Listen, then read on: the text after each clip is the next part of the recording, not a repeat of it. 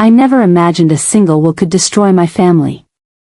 My daughter-in-law, Keisha, threatened me with a choice so cruel it made my blood run cold: give up my daughter's inheritance, or lose my son forever. At first, I thought it was greed, but it wasn't. There was a hidden secret, something only Maya's share could reveal, and Keisha would stop at nothing to keep it buried. As I pretended to consider her demands, I realized this was no ordinary threat. It was a war, a carefully planned trap.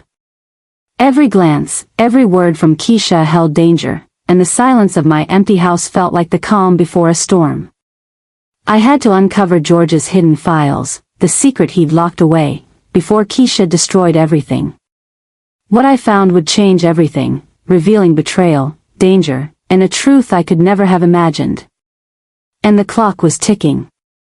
Before we go to the full story, please tell me from where you are watching. Tell me in comments, like the video and subscribe for more videos.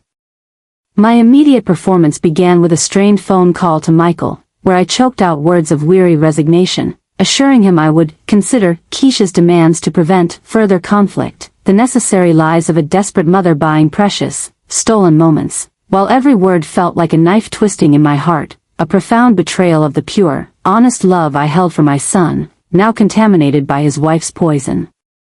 My true mission led me straight to George's heavily secured private study, the one space locked against the world, a fortress that now felt like a tomb holding the key to my family's salvation. I located the hidden safe behind a bookshelf, accessible only by a secret, personal code, the date of George's first major legal victory, December 5, 90, a detail only I, his wife of 30 years, could have known. Inside, I found not the millions Keisha craved, but a complex, notarized deed establishing a vast offshore trust listing Maya as the sole beneficiary.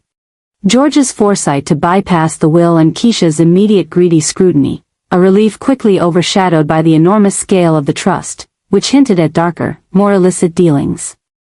But the accompanying leather journal contained a terrifying entry, the first hint of the deeper truth: the daughter-in-law's silence costs too much. This shocking revelation transformed Keisha from a greedy wife into an extortionist, forcing George to create this illegal structure to buy her silence, and I now understood I was fighting a battle over blackmail, not inheritance. The journal's final note gave me my chilling next objective: Keisha knows about the accident in '98. Wants to leverage Maya's share. Use the leverage file. The mention of an unknown accident and a digital file sent a fresh wave of paralyzing panic through me, confirming the darkness that lay beneath the surface of my marriage, a darkness I now had to confront alone, hoping the leverage file contained the answers I needed to finally disarm the ticking time bomb Keisha had placed beneath our lives.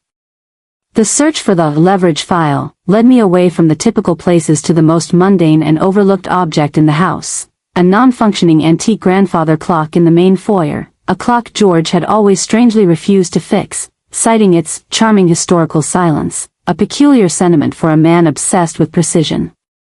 My intuition proved right when I discovered a small, almost invisible latch that released a hidden compartment in the clock's wooden base, revealing a small, unmarked USB drive, the elusive digital secret. Plugging it into my laptop, I saw the single file title, truth.mp4. The sheer weight of the file name promised an ugly reality, and as the grainy video, dated 1998, flickered to life, it instantly confirmed my worst fears, showing a dark, rain-slicked street, George's car with a dented fender, and a panicked young man arguing frantically with a terrified woman. My stomach dropped to the floor as I recognized the man, a 20-year-old Michael. But the horrifying twist came when the woman turned, her tear-streaked face illuminated by a passing headlight. It was my daughter, Maya. The full, sickening reality hit me. George and Michael had covered up a fatal hit-and-run involving my daughter, a criminal secret that had festered for 2 decades, and Keisha had somehow uncovered the evidence. Her ultimatum wasn't about the house. It was about using the threat of exposing the murder and sending Maya to prison to force me to destroy any other financial mechanism that could reveal Keisha's role in the extortion, a true act of emotional terrorism. The terror was overwhelming, but the journal offered one final escape route, suggesting the full truth was not on the video, but in a second ledger that would expose Keisha's own hidden connection to the victim, transforming the conflict from a cover-up to a meticulously plotted vendetta, compelling me to move quickly before Keisha could unleash the truth and destroy my daughter's life entirely. The devastating knowledge that my daughter was involved in a covered-up fatality fueled a renewed, icy resolve, transforming my maternal grief into a dangerous strategic focus on finding the second ledger and neutralizing Keisha's toxic power. George's final note directed me to his secret downtown penthouse apartment, a cold, anonymous space that reeked of clandestine dealings and illicit business, a place he'd kept meticulously hidden from me for decades. I quickly gained entry using a key entrusted to our lawyer and focused my search on the only secure storage in the office, a heavy, locked filing cabinet bolted to the floor, the kind of secure storage only used for the most sensitive, non-digital documents. I bypassed the lock using a number code based on a private, familial reference, and inside, nestled amongst blank legal pads, was the single, dark red, antique ledger book, the second ledger. Its pages detailed 2 decades of meticulous, enormous cash payments from an anonymous trust to a single, recurring recipient, Fiona Thornton, the name of the teenage girl who had died in the '98 hit and run, confirming the financial and emotional scope of George's cover-up. But the final entry, dated just 2 weeks before George's death, contained the truly devastating, world-shattering twist that tore through all my prior assumptions, a grainy, faded photograph of a young, familiar woman holding a baby, with an inscription in George's own hand, Keisha Thornton, Fiona's younger sister. The blackmailer is the victim's blood. Keisha wasn't just a greedy wife, she was the victim's sibling, who had married into our family purely for revenge, calculating her infiltration for 5 long years. Her entire presence a meticulously orchestrated performance of malice designed to lead to our total, public annihilation, and the sheer audacity of her silent, cold-blooded patience made her a terrifying, almost inhuman adversary, forcing me to recognize that I was now facing a deeply personal, long-term enemy whose motive was not money, but retribution, and the ledger, clutched in my hand, was the only remaining leverage against her wicked, consuming hatred. My moment of chilling, strategic triumph was brutally short-lived.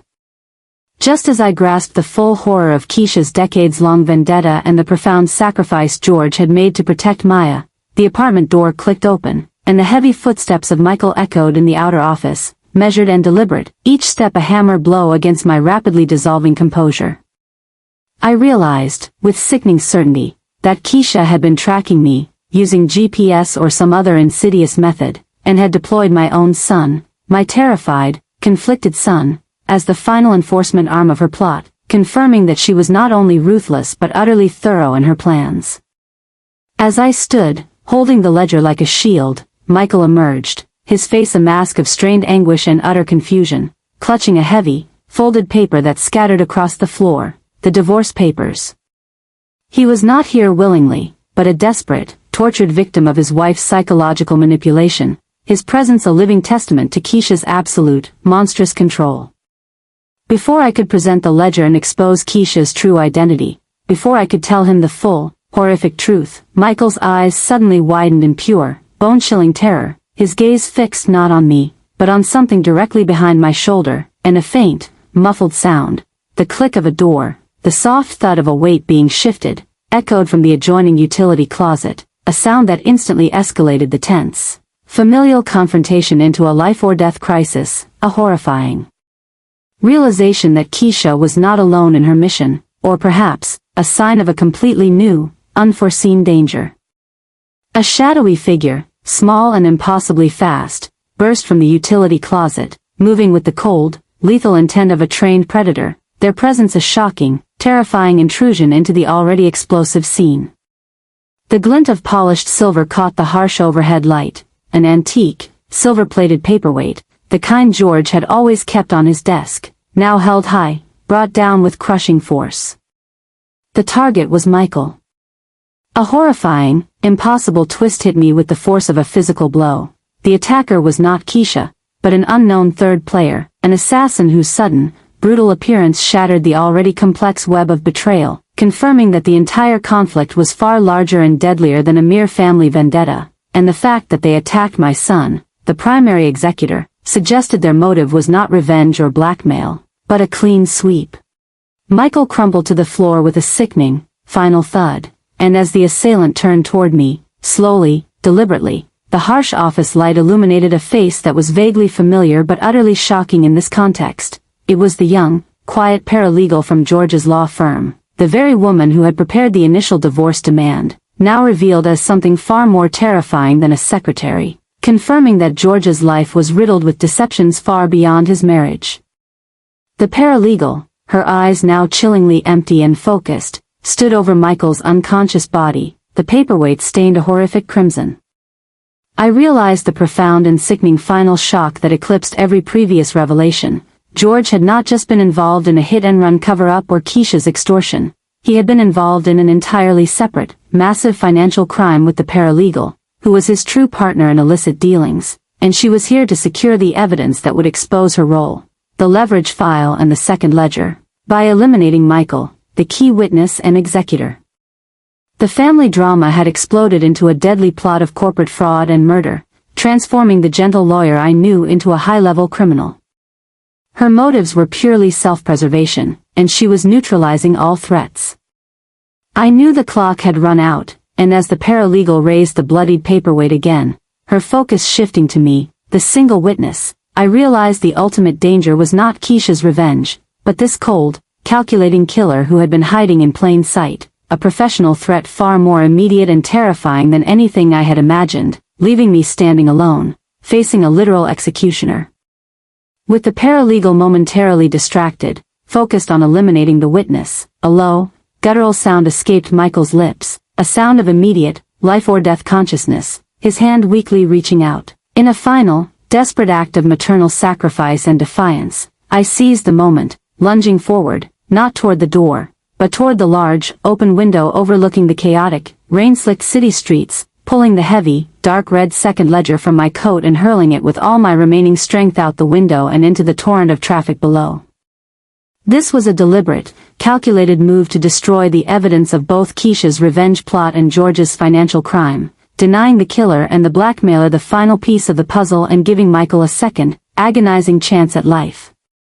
The sound of shattering glass and the screech of tires from the street below was immediately followed by the paralegal's guttural, enraged scream, her attention momentarily fractured by the irreversible loss of the physical ledger, her weapon dropping to the floor as she scrambled to look out the window in sheer, professional panic. I used the precious seconds of her distraction, falling backward onto the floor, seizing the still-connected USB drive containing the truth.mp4 video, the secret of the '98 accident, and tearing it violently from the laptop, clutching the digital evidence to my chest, a final, desperate act of preservation. I knew that while the family's secret was still on the drive, the paper trail of the financial crime and Keisha's familial connection was now scattered, unrecoverable, destroyed, significantly weakening the leverage of both my enemies. The paralegal turned back toward me, her face contorted in a mask of pure, murderous intent, advancing slowly and silently across the floor, her eyes burning with a dangerous mix of fury and necessity.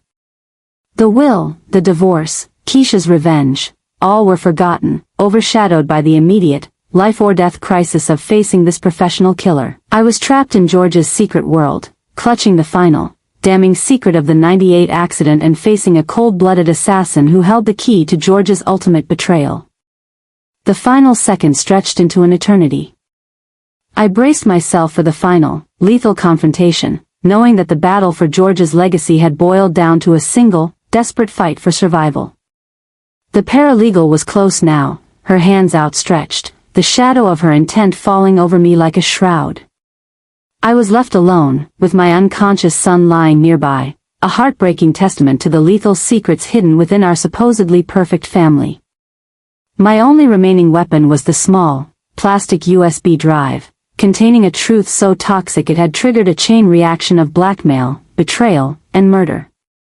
The question of who would walk away from George's office, and what truth they would tell, hung heavy and terrifying in the blood-soaked air, a final, dark mystery in the heart of the city that George had built his life of lies within, and I knew I had to summon every ounce of strength left in my 62-year-old body to survive the final, terrifying, and certain to be lethal seconds of the entire, horrific ordeal, for the sake of the children whose lives had been irreparably damaged by their father's ultimate deceptions.